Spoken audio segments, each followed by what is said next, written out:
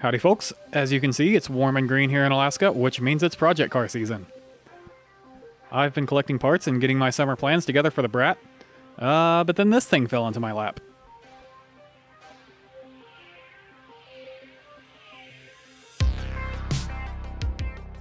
So this here is my new 1977 Subaru Wagon, last registered in 1984.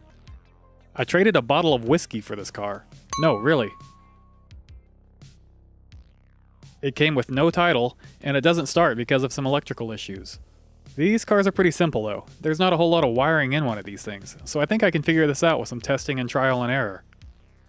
Turning the engine over by hand with a breaker bar, it feels smooth and I get compression on all 4 cylinders. So I'm going to work under the assumption that the engine itself is fine and I just need to sort out the spark and fuel delivery.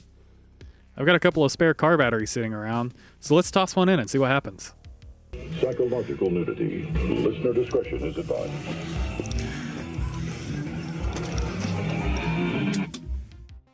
Well, would you look at that? Power is getting from the battery at least as far as the ignition switch, and also the radio works. Looks like the headlights also work. They're really dim because that battery's kind of dead. I didn't charge it before I tried this out. Okay, enough messing around. It's time to get down to work here. I used my multimeter to trace power through the wiring, and I think I have a bad starter. I found I'm getting power at the starter, but the starter doesn't do anything, even when I try to hotwire it directly with jumpers straight from the battery.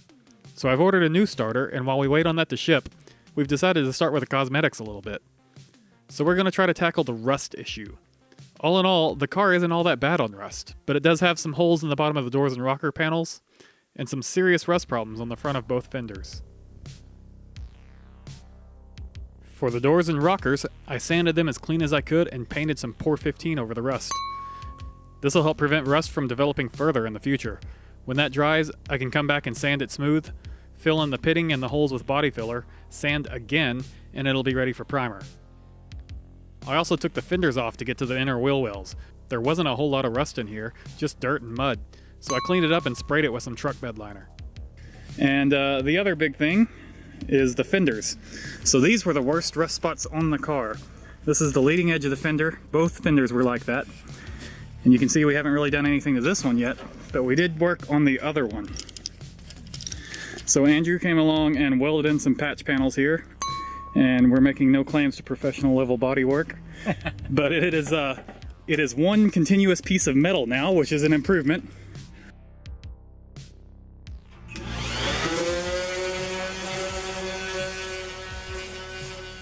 And then what followed was lots of sanding and filling and sanding and filling.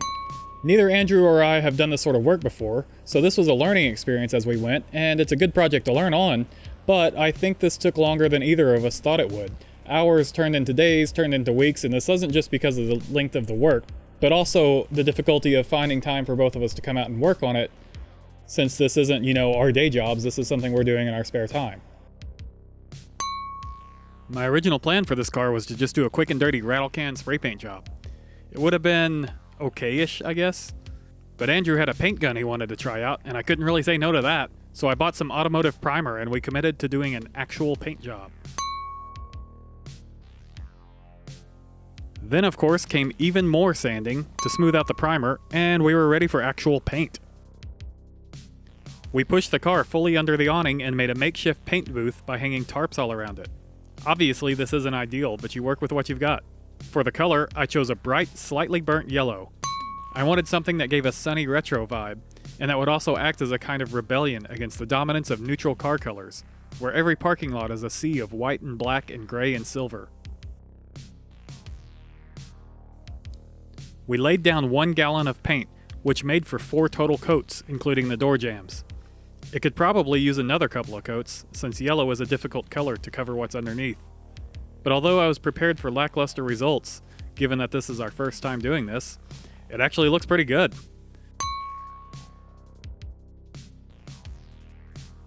Next up was pulling off the masking tape and reinstalling the trim pieces. I don't think this roof rack was original to the car because there were no bolt holes in the roof, but I liked the way it looked anyway, so I drilled some holes and mounted it, along with foot pads I cut from a piece of thin neoprene. I also sprayed some gunmetal accents on the pillars and around the windows to emphasize the long roofiness. Next up, I moved to the interior. The car had some broken glass in the carpet, along with the usual dirt and grime, so I pulled the carpet out to clean it and underneath it thoroughly. I found a serious rust spot in the rear passenger floorboard, but it was all surface rust, so I just cleaned it up, coated it with Port 15, and reinstalled the carpet. So the car's looking pretty good now inside and out, but we still haven't actually made it run. Maybe it's about time to take care of that. I cut the plastic sheath off the engine bay wiring so I could trace the individual wires, and I found 3 hidden fuses inside the sheath. 2 of them were blown. I replaced the 2 blown fuses, along with installing the new starter and a new voltage regulator. With those 3 things done, the car now cranks. Yourself up as being years ago who was At this point, it might have started on its own, but I disconnected the coil because I didn't want it to until I had a chance to change the oil. So I did the oil change, installed a new fuel filter, new spark plugs and wires, and then it was time to give it a shot. Ready.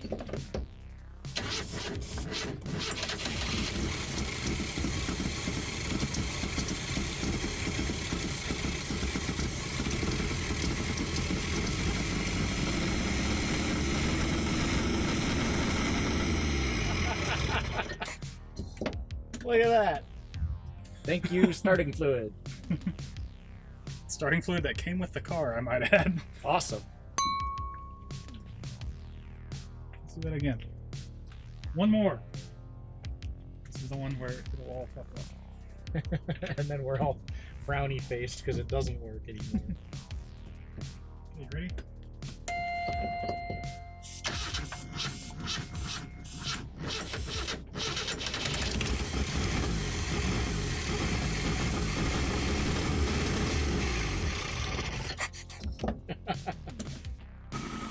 We found the distributor was misclocked by 1 tooth, and reclocking it made it start much easier. We further installed a new coil, distributor cap, and alternator, and the car seemed relatively happy.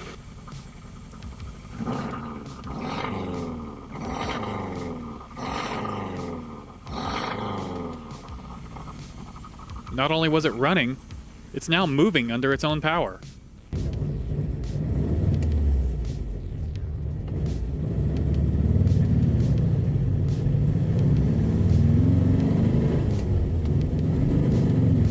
Yep, needs more clutch.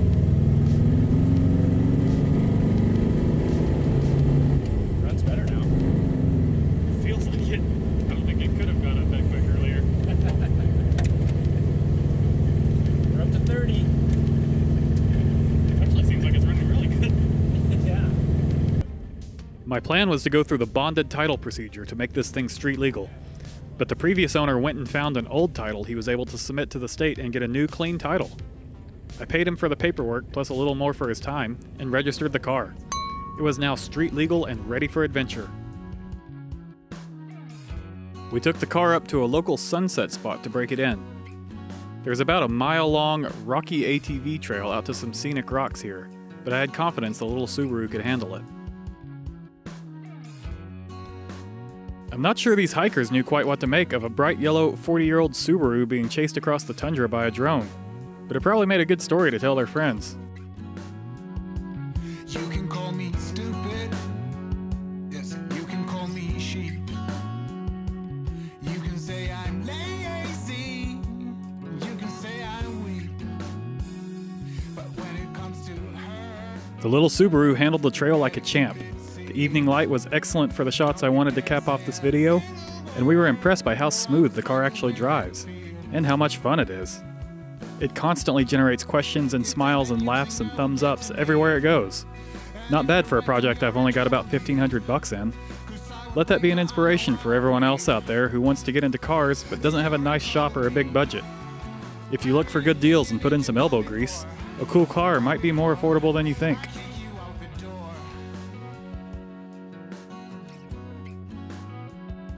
I kick you out the door. But I'm not done with this thing yet. My plans include a few aftermarket upgrades, mostly focusing on long-distance drivability. And of course I need to do some road tripping around Alaska once that's taken care of. But that'll have to wait for future episodes. For now, take care, and I'll see you next time.